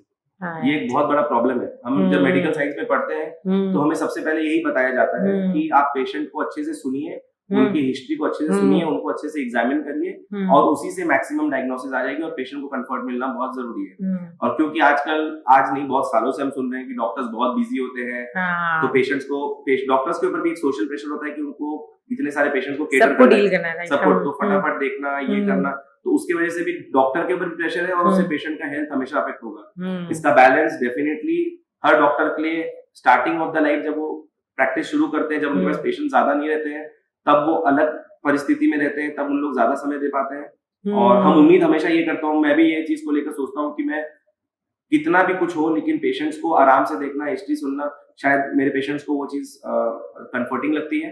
और वो एक पार्ट ऑफ द ट्रीटमेंट है, मतलब, और हमारा ये पार्ट ऑफ द ट्रीटमेंट है कि पेशेंट को हम लोग सिर्फ एक बीमारी के तरीके से नहीं देखना है, पेशेंट को एक ह्यूमन की तरह देखना है, उनकी बातों को समझना है, उनकी साइकोलॉजी को समझना है। और अगर हम पेशेंट को सिर्फ बहुत प्रेम भाव से, बहुत अच्छे से अगर हम देखते हैं और उनको कंफर्ट करते हैं, तो हर पेशेंट, हमारे इंडियन कॉन्टेक्स्ट में तो हम सुनते हैं, हर दूसरा पेशेंट बोलता है आधी बीमारी तो डॉक्टर साहब आपसे बात करके ही खत्म हो जाती है। एग्जैक्टली, हाँ। तो ये जो चीज है, ये सुनकर हमें भी बहुत पॉजिटिव लगता है कि पेशेंट बहुत कंफर्ट होकर बाहर निकल रहा है, क्लिनिक में घर जाएगा कुछ पॉजिटिव एटीट्यूड से।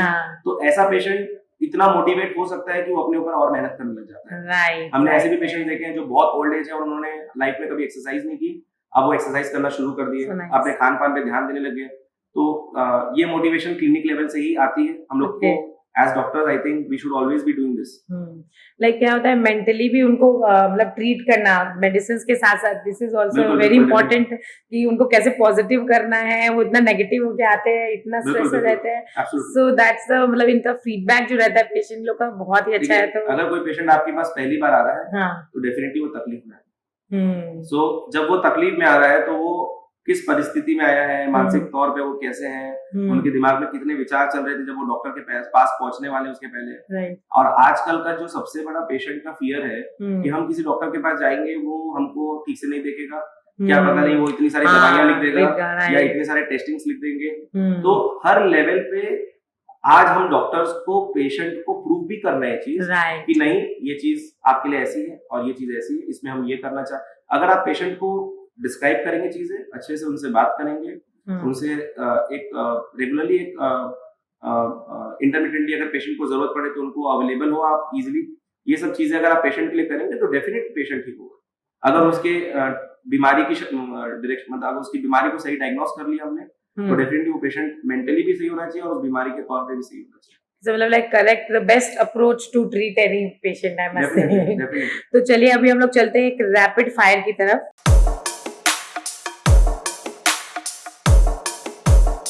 अच्छा, रैपिड फायर की तरफ चलते हैं। The quick short rapid fire round with the doctor Sakar Jalan. Okay, the first question, the one food to avoid. Anything that has palm oil. Okay, one daily habit to start. Walk for 30 minutes a day. Okay, staircase or lift? Depends, मतलब like but definitely walking where it is important. So हम कुछ patients को actually I will take like something not just like a fire. Okay, तो हम कुछ patients को बोलते हैं कि उन लोग बोलते हैं कि यार हमारा फ्लैट 10वें तला पे है, हम कैसे सीढ़ी चढ़ के जाए, आप बोलते हैं चलना चाहिए। तो हम उनको बोलते हैं आप एक काम कर सकते हैं कि आप 8th फ्लोर तक 9th फ्लोर तक जाइए और 1 फ्लोर चढ़ के जाइए, फिर कुछ समय बाद 8th फ्लोर पे उतरिए, फिर सीढ़ी चढ़ के जाइए। इससे आपका ग्रेट अप्रोच, एक थोड़ा थोड़ा फिजिकल एक्टिविटी आपका बढ़ता रहेगा। Great approach, great approach. Sugar और सॉल्ट क्या ज्यादा खराब है? एक्सेस में तो दोनों ही खराब है और इंडियन कॉन्टेक्स्ट को जहां तक हम देख रहे हैं तो आई थिंक ब्लड प्रेशर और शुगर दोनों की बीमारियां बढ़ती हुई दिख रही है। तो जितना कम सॉल्ट इंटेक हो और जितना कम शुगर इंटेक हो उतना बेटर है। Okay, one message for all the audience. Just when U turn 30 मतलब जैसे ही आपकी उम्र 30 के आसपास रहती है, सो अपने ब्लड प्रेशर, शुगर और कोलेस्ट्रॉल ये 3 चीजों को रेगुलरली चेक करिए। जैसे मैंने बताया था, इसमें रूल ऑफ 1, 3 एंड 5 ये आपको याद रखना है। रूल ऑफ 1 मतलब साल में एक बार कुछ दिनों तक रेगुलर ब्लड प्रेशर चेक करिए कि वो नॉर्मल रेंज में है कि नहीं। अगर वो नॉर्मल रेंज में है तो फिर अगले साल वापस चेक करिए। फिर हर 3 साल में अपनी शुगर को चेक करिए, खाली पेट वाली शुगर, खाना खाने के बाद वाली शुगर और 3 महीने के एवरेज वाली शुगर। अगर आपकी वो शुगर ठीक है तो आप हर 3 साल में उसको चेक कर सकते हैं। अगर उस शुगर में प्रॉब्लम है तो डॉक्टर से कंसल्ट करिए। और रूल ऑफ 5 हर 5 साल में 30 एज के बाद हर 5 साल में अपने कोलेस्ट्रॉल को चेक करिए। अगर आपका एक बार कोलेस्ट्रॉल एकदम ठीक आ रहा है, लिपिड्स एकदम ठीक है, स्टडी एकदम ओके है, तो 5 साल बाद वापस रिपीट करिए। ये एक सिंपल सा चेंज हमारे भारतीय नागरिकों में इतना बड़ा बदलाव ला सकता है कि आप विश्वास नहीं कर सकते कि हार्ट के पेशेंट, किडनी के पेशेंट, लीवर से related patient, brain stroke, heart attack, हर तरीके के पेशेंट्स ये सिंपल स्टेप करने से कम हो सकते हैं। अर्ली डायग्नोसिस होके अर्ली उसके अंदर इंटरवीन करके पेशेंट्स को अच्छी quality of life, quantity of life दी जा सकती है। Great, great. अब थोड़ा बहुत फनी क्वेश्चन आंसर्स हो जाए, यस और नो? ठीक है, तो चलिए फनी क्वेश्चन आंसर्स में फर्स्ट कि चलो डॉक्टर्स लोग जो बहुत सिंसियर होते हैं, सारा टाइम पढ़ाई करते हैं, आपका लाइक कैसा था? पूरा टाइम सिंसियर या फिर कुछ मस्ती वगैरह भी करते हो?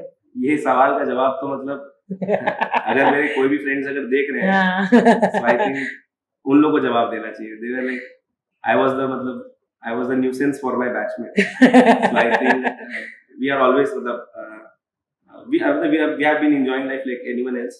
Okay. So, बहुत न्यूसेंस किया है कॉलेज डेज में और पढ़ाई पे भी किया, डेफिनेटली पढ़ाई की है, लेकिन मैं मतलब आई एम थोड़ा केओटिक हो गया, थोड़ा मस्ती मजाक में चलते रहे। ओके, तो लाइक कॉलेज या स्कूल में गर्लफ्रेंड वगैरह बनाया कि सीधा ऐसे कौन पूछते हैं? मैं पूछती हूँ।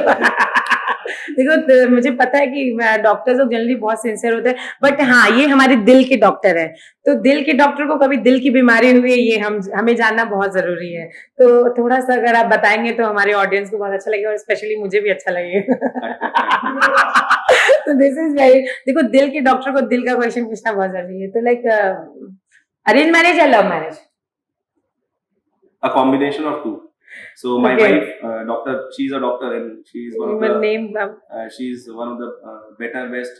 For me, she's the best, and I think she's the best IVF doctor right now in our region in Howrah, Kolkata. Dr. Archana Verma. Okay. So we met in the hospital definitely. Okay. और फिर बाद में जब हम दोनों एक दूसरे को पसंद करने लगे तो परिवार से हमने पूछा और परिवार रेडी हुआ तब हम आगे बढ़े। तो डेफिनेटली लव का मैरिज है। हमारे डॉक्टर सर जो है मस्ती मजाक बहुत करते हैं बट बहुत सिंसियर भी है, तो परमिशन लेने के बाद ही सब कुछ करते हैं। तो ऑलराइट, आपको लाइक ज्यादा स्पोर्ट्स पसंद है या फिर बुक्स? दोनों का रेशियो। ओके। लेकिन स्पोर्ट्स में लाइक डेफिनेटली वापस स्पोर्ट्स पर्सन और बुक पर्सन है, बुक वॉर्म टाइप्स और स्पोर्ट्स पर्सन? नहीं, बोथ इन गुड रेशियो। मतलब I like sports also, I like playing cricket and other sports also, and पढ़ाई करना तो हमारे लिए इम्पोर्टेंट है। Every day I study so that I can be in the pace of what new innovations and interventions are coming. Okay, तो like doctors को पता होता है कि लिमिटेड खाना होता है, but still this is a very interesting question, like you are a foodie और non foodie? I am occasionally foodie. Like, कोई पार्टी वार्टी है, पार्टी शार्टी है तो बस खाना है। और अगर मेरे पेशेंट्स मुझे इनवाइट कर रहे हैं तो डेफिनेटली मैं सैलेड्स खाता हूँ। सैलेड्स और I limit myself to relatively healthy food. उनको दिखाना भी होता है कि देखो मैं हेल्दी खा रहा हूँ, ऐसा कुछ है कि वजह नहीं, क्योंकि अगर कहीं मैं थोड़ा भी स्वीट वगैरह खा रहा हूँ तो दे कम टू मी, सर आप डायबिटीज के डॉक्टर हो क्या? हाँ, मैंने बोला ना, ये तो दिखाने के लिए खा रहे हो या घर में अकेले ऑर्डर करके कुछ मंगा के? ऐसा कुछ जरूरत नहीं पड़ता। I try to eat all type of food, but in a ratio कि वो मुझे अफेक्ट नहीं करे, मेरे बॉडी को एकदम अनहेल्दी ना। Although you love to eat. Definitely, everyone loves to eat. Okay. And like coffee person or tea person? Tea person. Okay. But last but not the least, और अगर लाइक आप अगर किसी को भी लाइक कैरियर के लिए या फिर किसी भी अवेयरनेस के लिए बोलोगे, तो लाइक पढ़ाई के साथ साथ में, एजुकेशन के साथ साथ में हमारा जो स्पोर्ट्स लाइफ है, हमारी एक्टिविटी लाइफ है, वो कितना इंपॉर्टेंट रखता है? एक मैसेज हमारे लाइक जितने भी व्यूअर्स हैं उनको देना चाहते हैं। एब्सोल्युटली, हम लोग को sports should be a routine. हर बच्चे, हर बड़े, सबके रूटीन होनी चाहिए लाइफ में। एवरी डे जैसे हम लोग बाकी एक्टिविटीज करते हैं, स्पोर्ट्स करना बहुत जरूरी है। And sports is a form of exercise जो हेल्थ को बताता है अगर कोई पर्सन में बीमारी आने वाली है तो स्पोर्ट्स उसको बचाएगा, और अगर कोई बीमारी आ रही है तो जल्दी उसको डायग्नोस होने में भी हेल्प करेगा, क्योंकि पेशेंट जल्दी फील करने लग जाएगा कि उसको कुछ दिक्कत है अगर वो फिजिकली एक्टिव होगा तो। Okay. So thank you so much, Dr. Jalan sir. Thank you so much for coming. I am like very happy कि आप यहाँ पे आए, और मुझे लगता है आज मुझे बहुत सारी like knowledge भी मिली है जो कि मेरे को आगे फ्यूचर में काम आने वाली है. Will definitely think for some seminars as well. Sure. So thank you so much for coming in Ayushi Talks. और मेरे पास मैं स्पेशली आपके लिए एक मेरा आयुषी टॉक्स का स्पेशल मग है जो मैंने अरेंज किया है, मैं आपको दिखा रही थी, हमारे व्यूअर्स भी दिखा रहे हैं, वो अंदर पैक है, अभी ये वाला दिखा देते हैं। तो एक बार ये नया डिजाइन किया है स्पेशली मेरे one of the chief friend ने डिजाइन किया है। हाँ, yes, this is a gift for you. देखिए इसमें आयुषी टॉक्स लिखा हुआ है एंड यहाँ पे आयुषी खैतान, पीछे मेरा जो इंस्टा का मेन लोगो है वो भी है। So you are doing a really great work and I hope this will bring differences in lives of people, and I am looking forward that we should be working in same direction as youth of this country. Okay, thank you so much. Nice. It was a great podcast. Thank you so much for coming. Thank you. Okay, एक photo हो जाए इसके साथ।